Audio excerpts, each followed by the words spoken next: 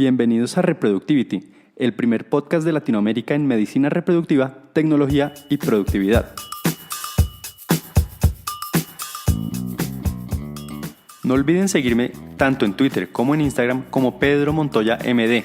Y no olviden también todas nuestras redes sociales, tanto de Conceptum como de Mi Embarazo. Los invito también a conocer nuestro canal de YouTube, Conceptum Fertilidad, y siempre visiten www.conceptum.com y www.miembarazo.com.co.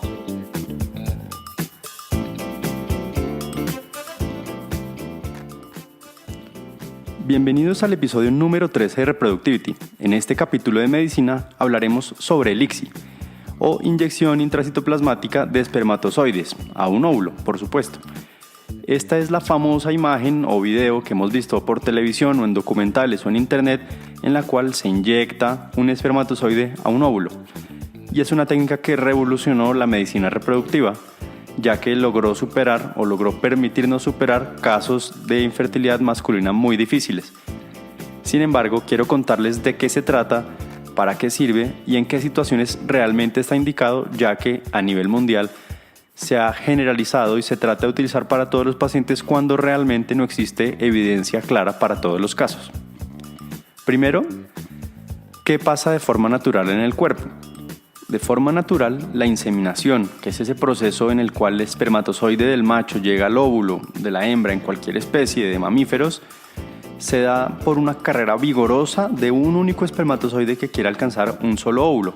Esto funciona como un primer paso de selección natural y significa que cada espermatozoide nada a través de condiciones dificilísimas, tanto en el paso por la vagina, el cuello del útero, el útero y las trompas de falopio, y si lo pusiéramos en proporciones, es como si nosotros nadáramos desde Colombia hasta Japón.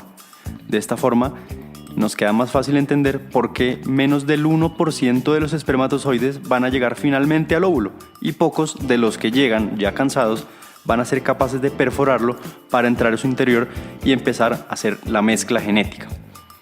En Conceptum, lo más frecuente durante los casos que tenemos que hacer fertilización in vitro, y siempre y cuando las condiciones nos lo permitan, vamos a fertilizar los óvulos de forma natural, es decir, una vez los extraemos de la mujer, vamos a permitir que se unan solos con los espermatozoides dentro del laboratorio. Para esto hay que ser muy cuidadoso y nuestros embriólogos en el laboratorio tienen que ser expertos en esta técnica. ¿Pero qué es el ICSI o inyección intracitoplasmática de espermatozoides? Solo bajo ciertas condiciones de algunos pacientes recomendamos esta técnica. Esta técnica permite seleccionar un espermatozoide que a nosotros nos parezca prometedor, que sea fácil de capturar en ese momento y con un equipo altamente especializado se hace una especie de microcirugía. De hecho, es la técnica más pequeña que se realiza en los humanos o la cirugía más pequeña que se hace en toda la medicina, si lo queremos ver de esa forma, para poder inyectar un espermatozoide en uno de los óvulos que hemos obtenido de la mujer. Luego, si no contáramos con los mejores profesionales, el mejor laboratorio, correríamos el riesgo de causar daño en la maquinaria dentro del óvulo o del huevo, como también lo llamamos, u ovocito. El ICSI, entonces, a diferencia de lo que sucede de forma natural o del in vitro convencional, puede solo realizarse en los huevos que hemos encontrado maduros. Cuando hacemos la fertilización in vitro y la aspiración de los huevitos, ciertos óvulos serán maduros y ciertos no. El ICSI solo se puede utilizar en aquellos huevos que son maduros, lo que significa que del total de los huevitos que recuperemos, en ocasiones excluiremos hasta alrededor del 20% de ellos. Un parámetro importante para medir el éxito en el laboratorio, y me adelanto unos pasos de la explicación, es cuántos de los óvulos que inyecté realmente fertilizan, es decir, cuántos de los huevitos que junté con un espermatozoide realmente se van a convertir en un embrión. Y esta es una de las formas más importantes en las que medimos el éxito del laboratorio y de los centros de reproducción. Y entonces, ¿por qué son tan importantes los embriólogos o los biólogos de nuestros laboratorios? Pues como ya expliqué, el ICSI es un procedimiento microscópico en el óvulo y la experiencia del embriólogo es muy importante y está demostrado que hay que hacer una curva de aprendizaje para poder tener los mejores resultados y que nuestros pacientes tengan los mejores resultados y las mejores probabilidades de finalmente terminar con un bebé en su casa. Como es de esperarse entonces, las clínicas tienen tasas altamente variables de éxito y dependerá del volumen de paciente y de la experiencia del centro. En Conceptum nos respaldan más de 30 años de experiencia, el mejor talento humano y unas instalaciones con la última tecnología para poder garantizar a nuestros pacientes que las tasas de fertilización, es decir, esos embriones que se formaron luego de inyectar cada óvulo con el espermatozoide, sean comparables con los mejores centros de Norteamérica y Europa. Pero lo que va más este podcast es que en la mayoría de los centros, no solo de nuestro país ni Latinoamérica, sino de Europa y Estados Unidos, se está sobreutilizando el ICSI. Hay muchas indicaciones muy claras que las iremos explicando, pero hay unas que no tienen tanta evidencia e incluso hay indicaciones en las que se sabe que se hace más daño a la probabilidad de los pacientes. De hecho, estudios importantes han mostrado que el ICSI se utiliza en alrededor del 75% de los casos de pacientes que requieren in vitro e inclusive si hay cualquier tipo de problema en la muestra de espermatozoides del hombre, esta cifra aumenta hasta cerca del 93%. Sin embargo, como les he contado, la evidencia científica es clara en decir que esta gran mayoría de pacientes no deberían haber sido tratados con esta técnica. Por esa razón, en Conceptum, solo utilizamos el ICSI en los casos necesarios. Hay algunas situaciones en las que el ICSI es necesario y decisivo, algunos casos en los que la evidencia es no a favor, pero no es clara, y otros en los que, como les dije, es incluso negativo. Los casos en los que es necesario es, por ejemplo, cuando el factor masculino, es decir, los espermatozoides tienen una alteración severa, hay muy pocos espermatozoides o ninguno en la muestra o tienen problemas severos para moverse.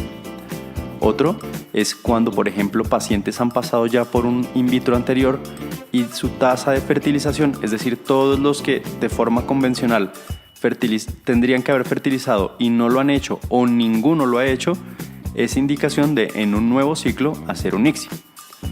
Otro caso es si tengo espermatozoides u ovocitos congelados, de por ejemplo preservación de la fertilidad o algunos casos en los que el marido tiene que viajar o no vive en nuestro país y tenemos muestra congelada, en este caso utilizaremos el ICSI. Otra de las indicaciones importantes es el diagnóstico genético preimplantatorio, que lo hemos explicado también en otros episodios del podcast. En estos casos, hasta el momento era indispensable hacer el ICSI. Hoy, las técnicas por las que se hace este diagnóstico están permitiendo también hacer fertilización in vitro convencional. Hay algunos casos en los que no es claro o la evidencia no es suficiente para utilizar el ICSI y es aquí donde muchos centros en el mundo están utilizándolo, que es por ejemplo el factor masculino moderado o leve. Sobre todo, lo que nos encontramos cuando vemos nuestras pacientes es que cuando hay alteración en la morfología, es decir, la forma del espermatozoide, que solo tiene que ser del 4% para ser normal, hemos visto en muchas ocasiones que con valores de 3 o 2% se recomienda el ICSI. Esto no está demostrado en la literatura. La infertilidad inexplicada ha sido uno de los campos más debatidos. Son aquellas parejas en las que no sabemos después de todos los estudios por qué son infértiles. Muchas personas o muchos médicos recomiendan en estas situaciones hacer ICSI. No está demostrado tampoco. El aborto recurrente, que es la pérdida de 2 o 3 o más embarazos en una pareja, también ha sido tema de discusión y hay quienes creen que es indicación de ICSI. Tampoco está demostrado claramente en la literatura. Otra de las indicaciones que vemos frecuentemente es en pacientes consideradas edad materna avanzada, que es un término que nosotros no solemos utilizar mucho, pero en términos generales, pacientes, mujeres mayores de 38 años. Tampoco es indicación de ICSI. Y por último, el factor tubárico, es decir, cuando las trompas de falopio por alguna u otra razón están dañadas, en muchos países es indicación de ICSI y tampoco está demostrado. Y hay un último caso o un último escenario y es cuando incluso se sabe que hace más daño hacer ICSI que no hacerlo, y son los casos llamados de pobre pronóstico o cuando esperamos o recuperamos poquitos huevos en la mujer, ya que lo supiéramos o que no. Algunas pacientes desafortunadamente son de mal pronóstico por diferentes motivos. Ya lo hemos comentado en algunos podcasts, cuando hay baja reserva ovárica o bajo pronóstico por alguna razón.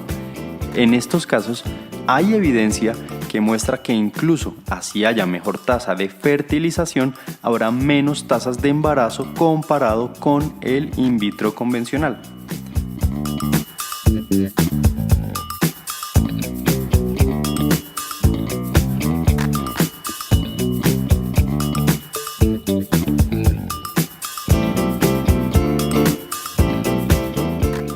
Otra pregunta muy importante que nos tenemos que hacer todos, tanto pacientes como médicos, es si el ICSI conlleva algún riesgo, o para el óvulo, o para el espermatozoide, o para el embrión, o para el futuro niño. Pues, si nos lo imaginamos, inyectar un espermatozoide dentro de un óvulo, pues sí suena raro de cierta forma, ya que estoy ahorrándole al espermatozoide todo el trabajo de penetrar el óvulo y también, aunque microscópicamente, estoy rompiendo el óvulo para poder entrar el espermatozoide. Pero antes de discutir si el ICSI puede conllevar a un riesgo o no, hay que aclarar ciertos puntos. Los pongo un poco más claros en el blog del podcast para que los lean si lo quieren, pero en general son 3 puntos importantes. La mayoría de los estudios en los que se han basado los datos para ver si hay o no riesgo no son aleatorizados, una condición muy importante para los científicos a la hora de evaluar la evidencia. 2. Los estudios son viejos y datan principalmente de 2005 para atrás. Luego la técnica ha cambiado y no sería necesariamente representativa la de hoy que la de hace más de 10 años. Y por último, en ningún estudio se ha comparado el ICSI contra el in vitro convencional, sino que se compara el ICSI contra niños concebidos naturalmente. Esto lo explico un poco más en el blog, como ya les dije, pero lo quería mencionar antes de seguir. Respecto a la probabilidad de defectos de nacimiento en los bebés, los datos sobre el posible impacto del ICSI en comparación con el in vitro son muy contradictorios. Es importante tener en cuenta que en todo caso son riesgos muy bajos, pero se han estudiado y hay estudios que van a favor y que van en contra. Actualmente no hay evidencia clara para saber que el ICSI o algún procedimiento en el in vitro tenga ningún problema sobre los futuros bebés. Y muchos conocemos a bebés y a niños y a adultos ya que han nacido luego de procedimientos de reproducción asistida. De hecho, hoy en el mundo hay 9 millones de personas que han nacido bajo estas técnicas y los riesgos son muy comparables con la población en general. Sin embargo, aún así los riesgos son tan bajitos, hay algunos estudios que han mostrado que son un poquito más altos en el ICSI que en el in vitro y hay unos que lo han contradicho. Un estudio sueco investigó el impacto del ICSI frente al in vitro en las complicaciones de la salud al nacer, todos los temas relacionados con el bebé recién nacido. Es uno de los mejores estudios en calidad y los investigadores no encontraron un aumento significativo para ninguna complicación, que no quiere decir que no la haya, pero no la demostraron en uno de los mejores estudios. Otros estudios importantes han evaluado el desarrollo neurológico, por ejemplo, midiendo el desempeño escolar. En ningún caso, ni con in vitro ni con el ICSI, es decir, con técnicas de reproducción asistida, hay ningún problema y los niños, producto de estas técnicas, son iguales a los concebidos naturalmente. Existe otro riesgo más desconocido, es lo que ahora se está llamando como epigenética, es decir, son cambios potenciales en la forma en que nuestros genes se expresan, sin que cambien nuestra secuencia de ADN. Hay estudios preliminares en ratones que han visto que puede haber cambios en este sentido, pero esto no se ha visto expresado como ningún problema físico en nosotros, pues por ahora en ratones. Los estudios en humanos tendrán que verse. Y así hay un sinfín de estudios en todas las áreas que han tratado de demostrar que no hay ningún riesgo aumentado más allá de lo tolerable para ninguna técnica, ni el ICSI ni el in vitro convencional. Pero es muy importante que sepamos las reales indicaciones de cada técnica. Nosotros, como lo he mencionado en Conceptum, procuramos hacer cada técnica según la indicación adecuada. Si no requiere un in vitro, no es un in vitro. Si no requiere ICSI, dentro de las que requiere un in vitro, pues no se hace. Así que si ustedes no son pacientes nuestras, pero sí de otro centro, procuren saber por qué van a hacer una técnica u otra. Los invito a hacer este ejercicio. Eso es todo por ahora. Dejo un poco más de explicaciones y un poco más amplio el tema en el blog del podcast para que lo revisen. Está en la página de internet y recuerden que pueden descargar nuestro podcast desde iTunes, desde la aplicación de podcast para Apple, desde Spotify, desde Google Play y desde prácticamente todas las aplicaciones donde hay podcast disponible. Visiten también nuestra página de internet www.conceptum.com y www.miembarazo.com.co. Visiten todas nuestras redes sociales, a mí particularmente en Twitter y en Instagram como Pedro Montoya MD, y no olviden visitar nuestro canal de YouTube Conceptum Fertilidad. Muchísimas gracias y los esperamos en 2 semanas para un nuevo capítulo.